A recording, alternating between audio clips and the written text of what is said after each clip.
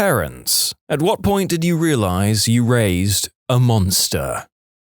Hello, this is the story of my son Felix. I am from Sweden, so I am sorry if my English is bad. Felix is 6 years old and Julia is 4 years old in this story. I can start with an incident that made me wonder how I raised my son. So me, Felix, and his younger sister, Julia, were on a camping trip through the north of Sweden when my son, from nowhere, just starts to scream, "I will kill you, Julia!" And after he starts to pray to God. No one in my family is religious, and that is what makes me uncomfortable. I ask him, "Felix, what's going on?" And he answers, "Julia wouldn't let me play with her hair." The whole trip I would always check out what Felix was doing because I could just feel his anger of something.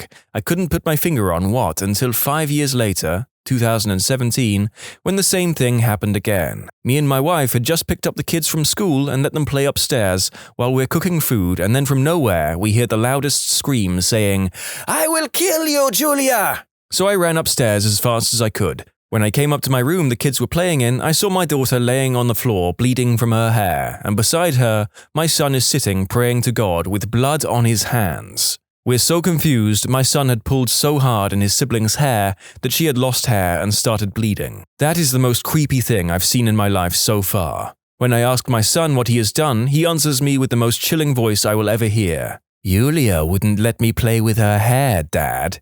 About 2 weeks after the incident, I asked Felix why he pulled her hair. He said, "The man in my head tells me what to do. I can't choose what to do." My son is getting help and my daughter is fine. I had to buy security cameras because he was stealing, throwing parties, doing illicit substances in my home, etc. He looked right in the camera and flipped me off while I was at work. My heart fell. I'll ask my 18-month-old if she poo-pooed and she'll smile and say, "Yeah." Then when I put her on the changing table and take off her diaper, no poop. This makes me laugh because the kid isn't a monster, but they've found a surefire way to get attention anytime they want it. And you can be sure they're going to use it. Not my kid, but my partner's adult sister is a real handful. A panoply of vaguely diagnosed mental illnesses, including bipolar and psychosis.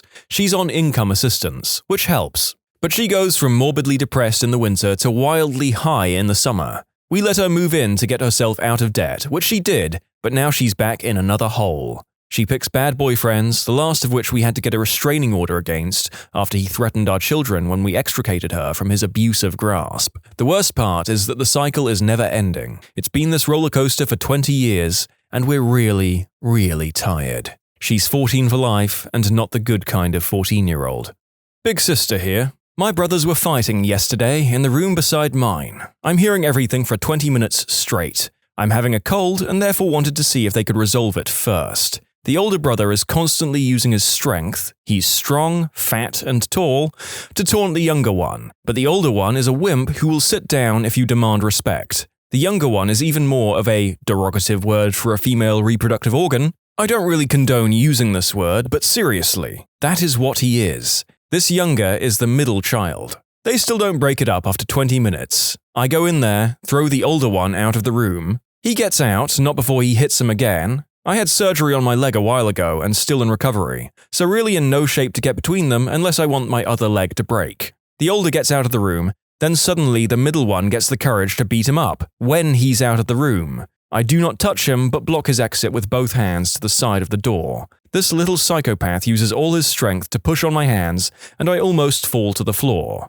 He knows all the pain I've been in from my surgery. I get mad and tell him to stop acting like this, and if he really had the courage and wanted to beat the older one up, he should have done it in the 20 minutes before and maybe earlier. He starts taking his anger out on me, and I've had enough. My headache is so bad at this moment, I close the door and lock with a key by force. He gets out the window and gets in the house via the balcony. Now this is where his horrible and outright scary personality comes to show. Keep in mind he's only 13. I tell him, what is he doing? What does he want? He talks to me condescendingly and tells me just to go back to my room. I'm always in my room. And just tells me to shut up. He starts threatening and speaking to me as if he has any power over me. But the scary thing is how calm and poisonous his tone is. He isn't affected by any of the words I'm saying, and has zero respect to me as a big sister. I'm not demanding any respect, but he doesn't have that love and care we other siblings have for each other. I've always started to notice how he says whatever the heck he wanted, and then makes it into a joke with a cheeky smile. When my dad was going to visit Grandma, he told the rest of the family, "He's just waiting on grandparents to die, then he'll be back." I mean, who the frick says that? This was a bit much, but the road my brother is headed on is not a good one, and I'm truly scared for his future. I tried to be a good mother, really, I did. But looking back, the deck was pretty stacked against us from the start. Me and my son grew up poor, and I mean really poor, in the back end of nowhere, and I had to work all the time. I was basically a slave. I certainly got treated like one. For childcare, like I could afford that, I used to leave my boy with the owner of the local store. A fat Jewish guy I got to know, and he did his best looking after him in exchange for the little guy helping out. I suppose it was child labor, but what can you do? One day, I got lucky when some rich out-of-towners suffered a breakdown on the edge of town and came into the store looking for help. They were really impressed by my son's resourcefulness and know-how, and they were obviously upset at his potential being squandered, so they offered to fund his education. The only catch was that it would have to be at a boarding school because there was no schools nearby worth a damn. I knew I would miss him like hell, but this was his big chance and I jumped at it. But when he came back, gosh, how he had changed. The next time I saw him, I'd been kidnapped by sand people, and my sweet boy, who wouldn't hurt a fly when he was young, killed every single one with this lightsaber some idiot had given him. Men, women, and the children too, and he slaughtered them like animals. Shaking my damn head. I won't lie, when I got to the punchline here, I was equal parts livid and exasperated. Well done. Well, I had to read it, and now you have to listen, subscribers. Have fun. Love, the narrator. When my youngest moved out, I had always had difficulty with her, but once she was gone, I realized how much of a bully she is. Recently, she got angry when my partner told her to not guilt-trip me, and flipped out and called him scum of the earth, telling me I am a bad mum for being with him when he is so awful to her, saying really horrible things about his children. The thing is that my sweetie is incredible, and everyone loves him, except her because he called her out on her bullcrap and stood up for me. I can't even tell you how many times I've cried because of things she's said or done. My oldest daughter is a sweetheart, and they are polar opposites. I'm concerned there are some mental health issues right now because she has increased her behaviors. Unfortunately, she's off on her own, so I can't do anything but ask her to talk to someone. When she looked me dead in the eyes and poured out her cup of orange juice on the ground. It's age-appropriate boundary exploration, but still monstrous. My son asked me how long he was obligated to interact with me. Well, if you're forcing him to spend time with you, that's a valid question. True. Hated it when my mum would force me to do something I don't like. This seems like a common parenting mistake. Parents start feeling their child is too distant, so they make the whole problem worse by insisting that their child stop doing everything they enjoy and instead do something they hate with their parents. Camping trips, card games, etc. In reality, all this does is reinforce to the child that the parent doesn't care about them. If parents really wanted to grow their relationships with their kids, they've got three options. Learn about their hobbies, and see if they're receptive to talking about it and/or doing their hobbies with you. If your kid plays a video game, try playing that video game, etc. Show your kids your own hobbies to see if they're interested. Maybe you play guitar or something, and that piques their interest. If not, don't force it on them. Learn to be okay with having a healthy distance between parent and child. If you squeeze too tightly, they'll want to rebel. Make it clear that you respect them and their boundaries, and then you'll have a much stronger foundation to build on once they're out of their rebellious teenage years. My son steals my wife's eyeglasses while she is reading on her phone. She can see up close fine, but anything past 3 feet is a complete blur. He knows this and knows he can get away with taking things off counters and drawing on things if she can't see him. He's 3. When my son's Tamagotchi died, and I was sad because I realized I was the one taking care of it while he was at school and in bed. He abandoned his own Tamagotchi? F him. That's how you raise a quitter. This kid better be taking care of that Tamagotchi whether he wants to or not. Oh my god, he obviously needs to be sent to military school. We may have veered off topic slightly here, I'm just loving how hot and bothered the community was getting over proper Tamagotchi treatment. My sister is raising 2 monsters, my niece and nephew. The whole family knows, even their parents know, but neither of them wants to be a parent and discipline or give consequences for their monsters' actions. My nephew at 7 yelled at my sister at Subway when she asked him to pick out his chips. He screamed, "Shut up, you B-word! I want to frickin' choke you!" He then proceeded to kick the customer nearest to him in the back of the leg. My sister just laughed it off with a defeated, embarrassed look on her face. At my daughter's third birthday party, my niece, 8 at the time, realized she was wearing the jeans she doesn't like, screamed over the birthday song at her parents, and told them to fix it immediately. Well, they couldn't, they had no change of clothes. She flipped out, grabbed the birthday cake, and threw it on the ground, then ripped her pants off, threw a present on the ground, and stomped all over it. No apology, no consequences. My sister offered to pay to replace the gift. I told her I'd rather she pay to send her kids to therapy. She called me a C-word and said I didn't love my niece and nephew. They're in their teens now and still throw fits if you don't do what they want or let them win, etc. When my brother had his son, Monster Nephew started beating him up around 3. Monster was 9. Monster gave the little boy a black eye. This was the only time he ever got his butt kicked, and after that it stopped. And the only people my monster niece and nephew are genuinely scared of and behave around are my African-American sister-in-law and my Mexican brother-in-law. They've never done anything to them, they're just not white. Anyway, we have secret family get-togethers without inviting them because they always ruin them. We honestly don't like living like this, but we also don't like spending X amount of hours listening to them whine, complain, and scream, and demand things while breaking and destroying our property. And you can't say anything to them and their parents won't say anything. It's upsetting. I dread their future.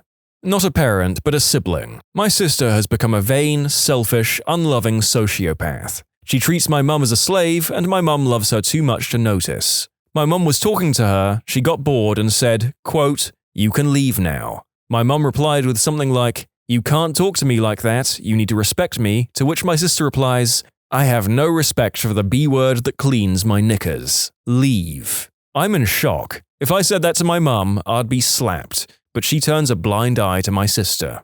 Not my son, but there was a kid in the playground that my kid was playing with. He was about 5 or 6. If he didn't get his own way, he started screaming and hitting other kids at the playground. I advised my son not to play with him or talk to him since he was being a little crapbag. I didn't say that to my kid. The kid's mum was in the playground but ignoring her son and loudly playing Pokemon Go. That kid is likely going to turn into a monster seemingly since he is ignored. My daughter wrote F you and Mama dies with her figure scratched on a piece of paper the other day when we wouldn't let her make lemonade. She's 8. She's gone on rages and destroyed her room before, including throwing furniture around. Not looking forward to her as a teenager. She's in therapy, right? Yes, under medication too. She's much less ragey than she used to be, but catch her when she's tired or in transition and it's still hit or miss. I feel bad for her, and you. I mean, we blame people with mental issues for being jerks, but that's like blaming a sick person for being sick. They need help, and we should give it to them. Good job being a trooper. I dated someone who was a terror as a child and even as a young adult in my earlier life. She is a very sweet and well-adjusted human being now. One of my best friends with a child of her own. There is hope. I do hope the kid gives her a run for her money. It's only fair. I was in court as a plaintiff waiting for my case. They did all the criminal stuff first. One of the cases was this high school senior who had beat the crap out of his 100-pound, 5-foot mum. She was crying as she was refusing to have him home on bail. She was scared of this kid. This was an upper-middle-class family, and the kid looked like he was on his way to a good college. She kept saying he did it every time he didn't get what he wanted. Judge sent him to Monmouth County Jail, not a nice place for an 18-year-old skinny neebish. Just imagine what's going to happen to him when his fellow inmates find out what he's in for. Oofed. This thread has been a real inflictor of whiplash between the funnier ones and the ones like this. Okay, I need a laugh break, so here's a funnier story. Not the parent, but a brother. When he went to the bathroom and practically fumigated the entire house. The only room that was safe was the basement bathroom, with the door shut and the fan on. He was laughing his butt off for over an hour. Ex-teacher here. My own kids are far from monsters, but I've met some.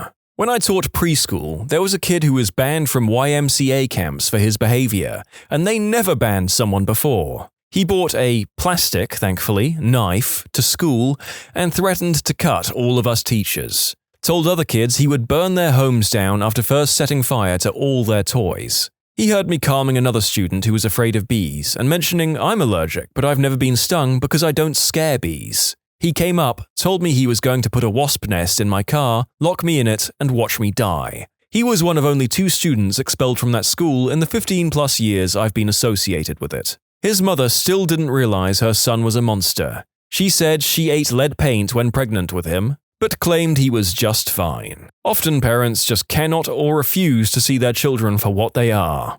Not a parent, and I won't ever have kids for obvious reasons, but I was the monster. I'm not proud of what I've done, but I can't change the past. I lived with an abusive father who often beat my mother, my sister, and me. He was abusive, physically, beating us, and mentally. My mother said it started when I was 4 months old. My mother always tried to protect us, but wasn't always there. I lived in a home filled with hate and violence and never really learned what love or happiness was. I was a pretty violent child with a lot of anger issues. My mother told me I would often hit my grandmother or her, and when my sister was born, it was even worse. I hated her and wanted her dead because since she was there, I couldn't have nice things anymore. I was 3. I was the kind of child to throw a tantrum because I was not given the present I wanted for Christmas. When I had rooms full of toys and I would throw myself on the floor and scream or even hit people and break items, then act as if everything was normal. It took a turn when my best friend passed away. I was 6 and started being fascinated by death. I pushed my sister in the stairs and tried to kill her a few times. Now, I could have been helped if my mum had accepted that I had a problem, but she refused to think something might not be wrong. With the death of my friend, I was forced by school to see a psychiatrist who realized something was wrong and asked to see me again. I never returned as my mother just didn't want to face the truth. Growing up, I had a lot of anger issues and sent a few of my classmates to the hospital, but when questioned, I didn't remember what happened. It was around 16 my mother realized something was really wrong. I had an argument with her and hit her, then came back a few minutes later and wondered why she was mad. A few days later, my father had cornered me while I was doing the washing up. I grabbed a knife, and if my sister didn't see it and reacted, I know I would have stabbed him, even if I don't remember it. I remember my father screaming at me, but not the knife part. When I realized something was wrong, I asked to see a psychiatrist who told me I had an illness. Now I've changed a lot and seem like a normal person. I'm 23, really close to my sister, and I don't have anger issues anymore. I don't see my father anymore, and things seem to be good, except I don't really have feelings. I never did, but I still know what I did was bad. To all the parents out here, if your child acts in a way that is not normal, bring them to a psychiatrist. It's not something to be ashamed of, but someone that is ill won't change by himself. I'm not a parent and likely won't be due to medical conditions, but I fear my younger brother will likely turn into a monster. He's a self-entitled, uncaring, sociopathic, and frankly, violent little prick. He gets away with not doing his homework, playing video games constantly, and refuses to help my dad and I out with stuff. He doesn't do chores and is a lazy butthole. My dad, Lord save him, and I are at our wits' end. A little over a year ago, he threatened to slit my throat in a violent, anger-fueled rage, after hitting me over and over again, punching me in the stomach, and hitting me with a wooden dowel. After I told him to get off his game and do his homework, or I would turn off the internet until he did his homework. He's told me before, on many occasions, that he wished I was never born, that I should have died instead of Mum, who died 2 months prior to this, and that he hates my guts and wants me to die. He told me that if I told our dad, he would kill me and my cat in my sleep. When he was younger, he trapped my oldest cat, who's now since passed on due to old age, underneath the porch and didn't let us know until we found her 3 days later, alive, hungry, and dehydrated. He's thrown my youngest cat in the mud because he was bored and she was annoying him. He threw a book at our elderly dog because the dog was whining and being annoying. He has no care in the world but for himself and his 1.5-year-old cat. He's a monster through and through, and I dread the day my dad finally comes to his senses and sees what kind of monster we've had living in our house. Despite the grimness of this last post, posts like the next one give me hope that perhaps cases like this can be fixed. Not a parent, but the monster, I guess. Well, I got my crap together since college, but that was a crazy crap show before that. When I was really little, I used to not respect anyone, and I didn't understand any boundaries. For example, I destroyed everything that annoyed me and tortured little baby kittens to see how they react. Drowning, for example. My parents tried to teach me how to be responsible with living things, but it took 3 dead cats until I understood how to handle living things without murdering them. I really liked war and destroying stuff, painted weird stuff everywhere, peed into the plants in my room, and built weapons to destroy stuff. I also liked to hurt and terrify my classmates for fun. Went through some therapy, but it was mostly homeopathic crap and giving me those weird alcoholic drinks to calm your kid down. In secondary school, I spent a lot of time harassing the weird kid in our class that had no friends with a group of weird screw-ups. We were perverted as hell as well, and did a lot of dumb stuff in general. I started getting into video games in that time, and I thank God for it saved my insane butt, because in college I made friends through playing all day, and they helped me to understand how normal people behave. Now I got my act together, have tons of friends and a good job, and soon a pretty frickin' great girlfriend. But knowing what's normal and what's not is still a huge problem, especially in areas people don't talk much about, which always gets me in bad situations. I really don't know what my parents think of me, to be honest. They generally talk little and never told me I am proud or anything like that, which I understand, to be honest. I guess they are just happy I'm working on my crap. They could have told me earlier, though. I mean, to this day, I had to work out my problems alone. They never talked directly like, hey, you've got to take care of these things. Maybe they don't want to accept the fact that I am indeed crazy. When you subscribe, make sure to hit the bell to turn on notifications. Put the playlist on in the background to finish listening to all the stories, linked at the top of the description. And if you like Am I the Genius, give Am I the Jerk a shot, linked in the description too. Either way, thanks a lot for watching, and we'll see you guys next time.